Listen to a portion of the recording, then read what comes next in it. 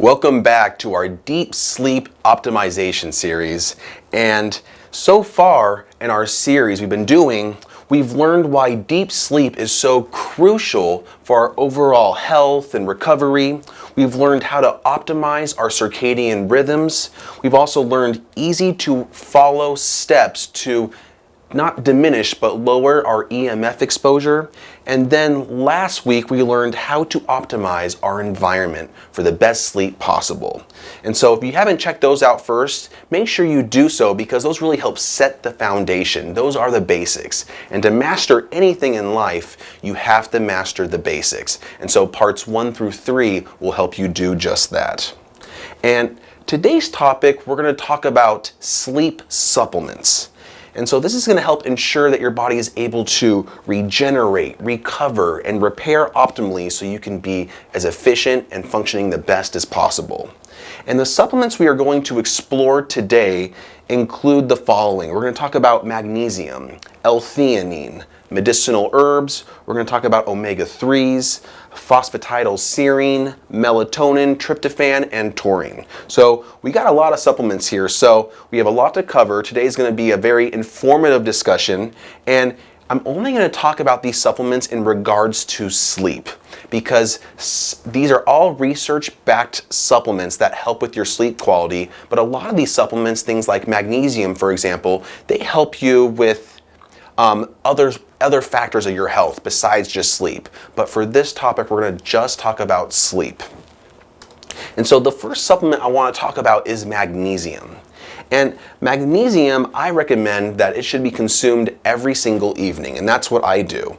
And the technical upper limit for magnesium is 350 milligrams per day. However, the absorption of magnesium, it really depends on the type, and there's really no real side effects of overdoing that 350 milligrams besides some occasional GI upset or some loose stools. But other than that, you're going to be completely fine. And over 68% of Americans are deficient in magnesium. And besides being deficient or besides not consuming the foods that are abundant in magnesium, the really common ways of being magnesium deficient are being chronically sleep deprived or being chronically stressed out. So stress as well as diminished sleep will lead to a magnesium deficiency in your body. And if you have magnesium deficiency, what studies have shown is that actually can impair your melatonin production. Remember back to part 1, we talked about our circadian rhythms, how your melatonin production is so vital for your proper sleep cycles. And if you have impaired melatonin production, we're obviously going to have impaired and poor quality sleep. And so what they found is that what research shows is that magnesium increases deep sleep and it decreases your stress hormones in the body, especially cortisol. And we all know that cortisol is a stress hormone, and it basically means that you're in this sympathetic dominant state. Now, to go over these terms here, we have two types of our nervous systems.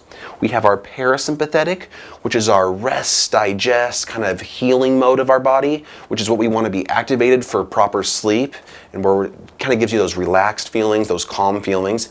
And then you have your sympathetic state. Sympathetic is more of like your fight or flight, when we're kind of like on the go, go, go, stress, anxiety, trying to meet deadlines at work. Those all activate your sympathetic nervous system. And so what magnesium does is it seems to activate your parasympathetic nervous system, which is going to help again rest, digest, healing mode, and it also elevates your HRV, which stands for heart rate variability.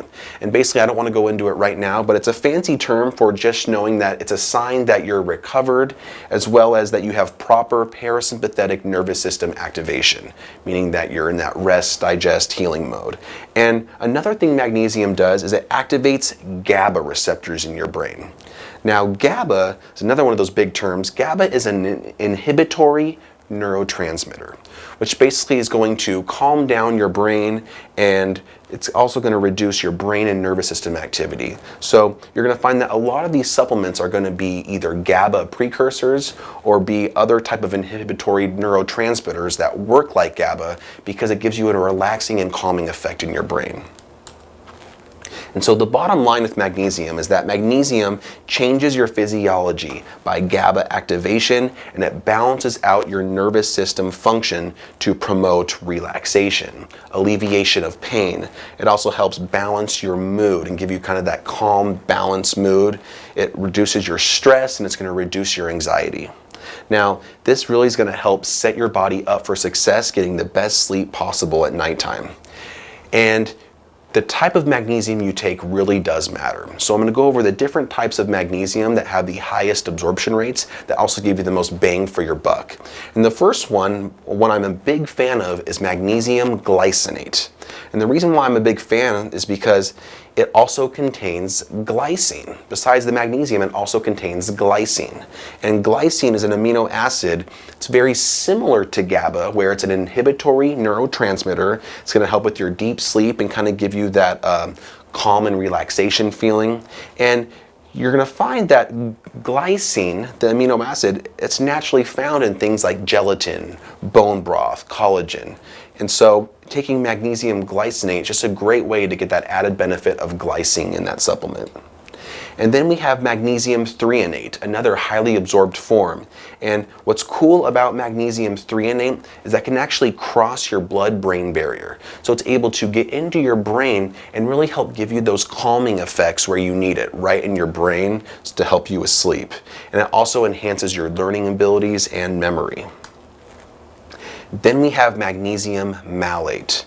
And what's cool is malate gives you an added bonus of helping you alleviate pain. And it's especially useful in people with fibromyalgia, and it also seems to help people with chronic fatigue syndrome. So this is great and very highly absorbed form. And then we have finally magnesium citrate. And magnesium citrate is probably the most common type you're going to see at supplement stores, along with magnesium oxide. And magnesium citrate is completely fine. It just doesn't give you those additional supports like the other ones we just mentioned, but it's still a great one to do. The next one we have is L-Theanine. Now, L-Theanine is awesome. It's an amino acid that's naturally found in green tea. And what's cool about L-Theanine, like magnesium threonate, is that it's able to cross your blood-brain barrier. And so it has a direct impact on your brain, helps with memory and concentration, and it also seems to boost GABA and serotonin, helping you relax. And what studies show is that L-theanine actually increases your alpha brainwave activity, and it helps you fall asleep faster and more efficiently. And what I like personally about L-theanine is that it works synergistically with caffeine. And so one thing you can do is you can, when you drink too much coffee or you drink caffeine, sometimes you can get anxiety, the jitters, and things of that nature.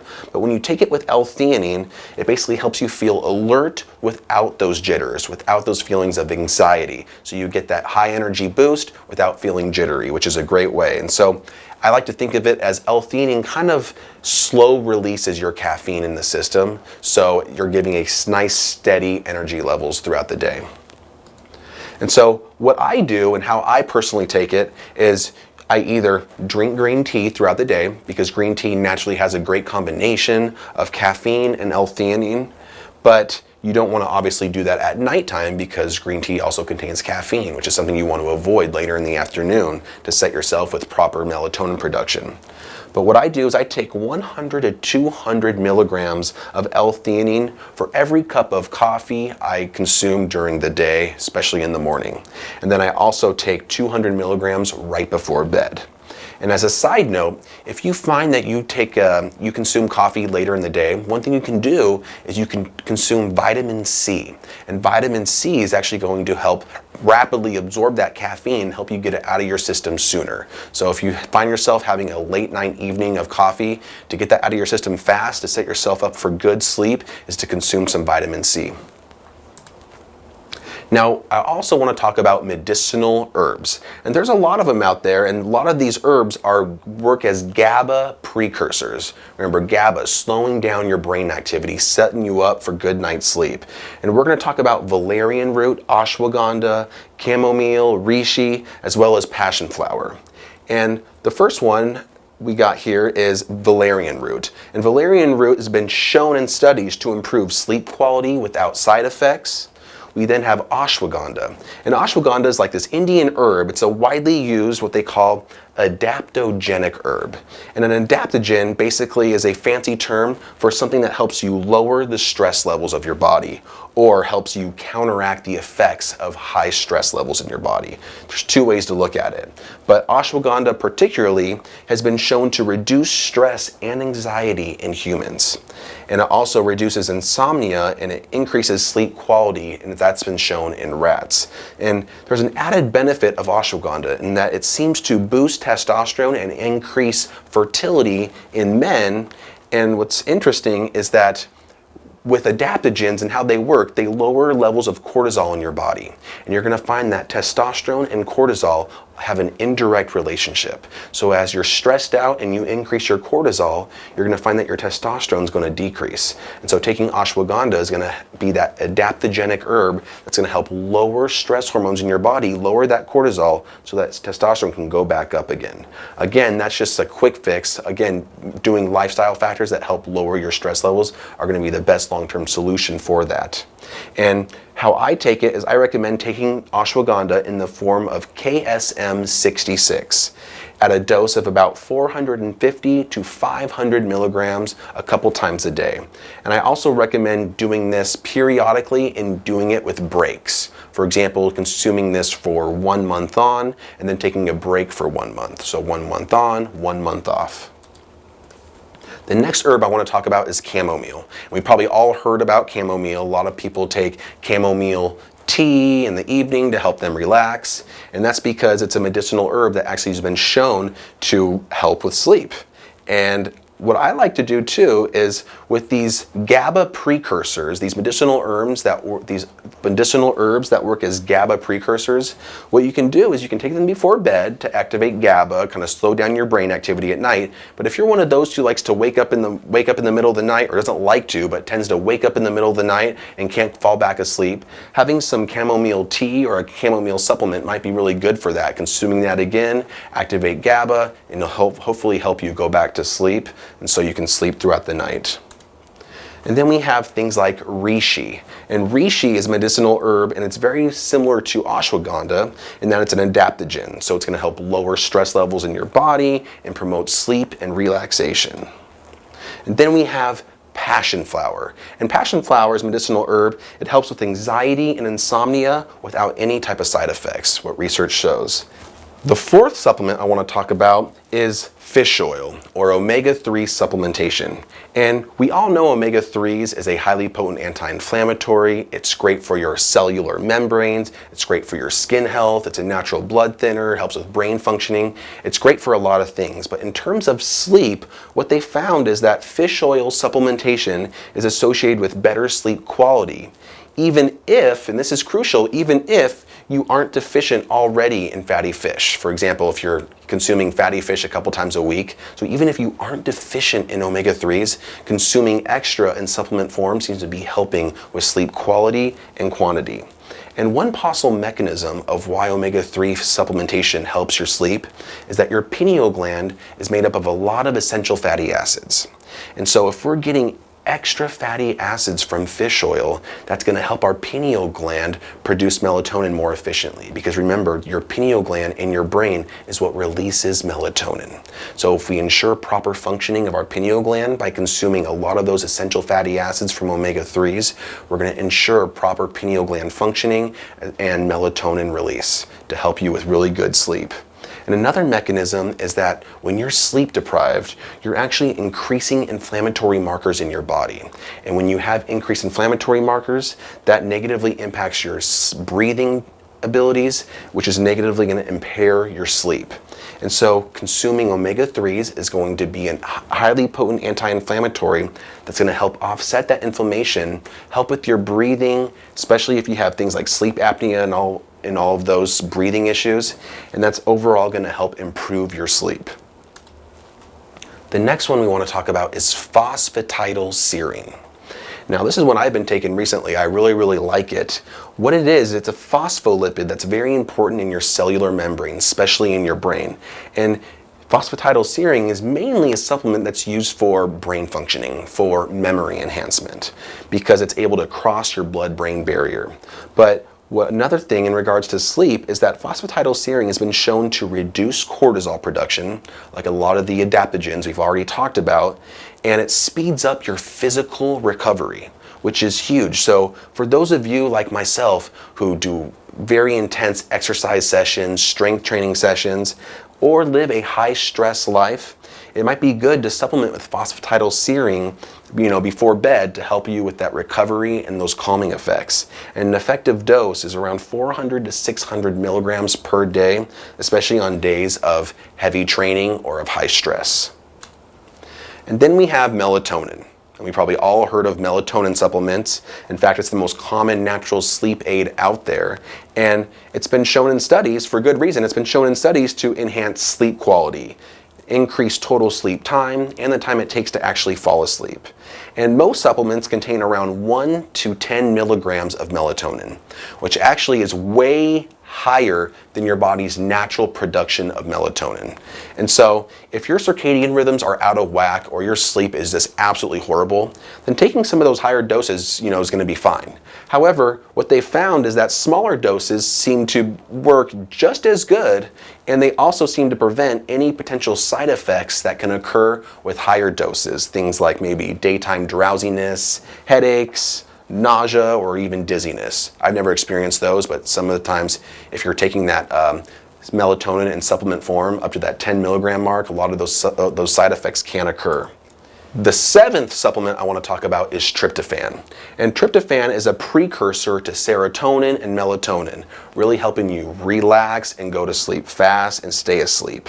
And we've all heard of that Thanksgiving saying that turkey makes you sleepy. And that really is true because turkey contains a high amount of tryptophan. And so when you have tryptophan, it does promote sleep and relaxation in humans. But also too, that extra food coma you're getting from Thanksgiving is also going to further increase your sleepiness. And so really from the tryptophan and the abundance of food are both things that make you sleepy. So there is some truth to that fairy tale. And tryptophan is associated with normal sleep, as well as a stable and mellow mood. And it's naturally found in foods like spirulina, in many meats like turkey, pork, chicken, beef. It's found in whey protein, pumpkin seeds. So one option is you can consume these foods around 2 hours before bed. And the other option is if you're trying to avoid eating late at night, which I recommend, then you could just opt to supplement with 600 to 1,000 milligrams at night of tryptophan to help you sleep. And then the last one we're going to talk about is taurine. Now taurine is very similar to GABA and glycine in that it's a major inhibitory neurotransmitter, reduces the excitability of your brain helping you sleep. And so it's going to reduce anxiety, it's going to stimulate development of new brain cells, which is awesome. And so what you want to do is if you want to do taurine, take 1,000 to 2,000 milligrams of L-taurine before bed to help relax you and promote sleep. And so, wow. That was a lot of supplements. And a lot of times I get asked, well, Dr. Mike, what do you personally do? Because I don't take all of those supplements on a daily basis. I have taken them before at certain times but I do not take those regularly. So when I'm asked the question, what do I personally do? I'm going to tell you right now. What I do is first of all, I always take magnesium at night. And I alternate the forms regularly. So currently, I'm taking around 150 milligrams of magnesium threonate, and I'm roughly taking 200 milligrams of magnesium glycinate, but I also alternate between different sleep formulas. And so right now I'm alternating between a supplement called Natural Calm Sleep Support, as well as Doc Parsley's sleep formula. And these sleep formulas have a mixture of magnesium, of GABA, of L-Theanine, of tryptophan, some have glycine. So a lot of times I'm getting all of those other adaptogenic herbs combined in the sleep supplement already. And another thing I do is on intense training days, like I mentioned before, or days I feel stress, I take 600 milligrams of phosphatidyl serine at night to aid in sleep and my physical recovery. Right now I'm taking a wild salmon fish oil as well as a potent DHA supplement to get high amounts of DHA, great for building blocks for your brain. And I'm always taking some type of omega-3, including krill. So I'm always just kind of alternating different forms there. And I also take this adaptogenic herb blend. I believe it's from Apex, and that also has ashwagandha and other adaptogens in there. And then in regards to the other herbs and supplements we talked about, I'll add them periodically if I feel like I need some extra support, but other than that, I really don't take those regularly. And I find that my supplement regimen, as well as utilizing the techniques we learned in part 1 through 3, doing those, I seem to be sleeping just fine. And so as a review, we just learned some great supplements that support sleep that are backed by science. And these are great for additional support besides the strategies in parts 1 through 3 that really help set the foundation for your sleep. And so I find that these supplements help me relax and kind of help my mind wind down, really preparing my body for really good, deep sleep. And of course, when you have great deep sleep, my number one goal is optimal human performance in every single area of my life. And so proper deep sleep is going to prepare me, or is going to allow me to have ultimate regeneration, repair, and recovery so I can function my best each and every day. Deep sleep is that important. And so for more awesome lifestyle tips, check out my website at DrMichaelVan.com, where you're going to find articles and that's also where you can download my free book, my ebook for free, that's on fasting and other awesome lifestyle tips. And stay tuned for our final section on deep sleep optimization, where we're going to go over some advanced strategies, some advanced biohacks to help you take your sleep to the next level. Stay tuned.